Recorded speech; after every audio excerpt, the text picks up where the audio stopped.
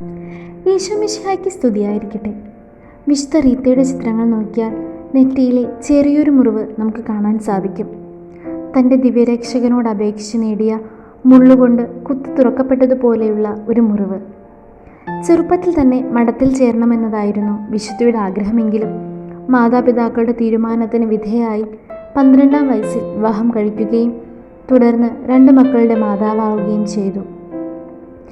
എന്നാൽ കുടുംബജീവിതത്തിൽ വിശുദ്ധയെ കാത്തിരുന്നത് പ്രയാസങ്ങളും പീഡകളുമായിരുന്നു. വിശുദ്ധയുടെ നിരന്തര പ്രാർത്ഥനയുടെ ഫലമായി ഭർത്താവ് മികച്ചൊരു മനുഷ്യനാവുകയും ചെയ്തു. ഭർത്താവിൻ്റെ കൊലപാതകികൾക്ക് വിശുദ്ധ മാപ്പ് നൽകി. തങ്ങളുടെ പിതാവിൻ്റെ കൊലപാതകത്തിന് പ്രതികാരം ചെയ്യാൻ ദൃഢനിശ്ചയം ചെയ്ത മക്കളെ പാപത്തിൽ നഷ്ടപ്പെടുന്നതിന് മുൻപ് തിരികെ കൊണ്ടുപോകണമേ എന്ന് ആ അമ്മ ദൈവത്തോട് പ്രാർത്ഥിച്ചു. മക്കളുടെ മരണശേഷം റീത്ത മഠത്തിൽ ചേരുകയും തൻ്റെ കടമകൾ വിശ്വസ്തയോടെ നിർവഹിക്കുകയും പതിവായി കൂദാശകൾ സ്വീകരിക്കുകയും ചെയ്തു.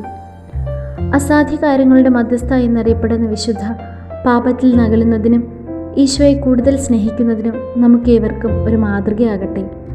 നമുക്കും വിശുദ്ധ റീത്തായെ പോലെ പ്രാർത്ഥിക്കാം. ദിവ്യരക്ഷകനെ, നിന്നെപ്പോലെ കഷ്ടതകൾ അനുഭവിക്കാൻ എന്നെയും അനുവദിക്കണമേ. ദൈവം നമ്മെ അനുഗ്രഹിക്കട്ടെ.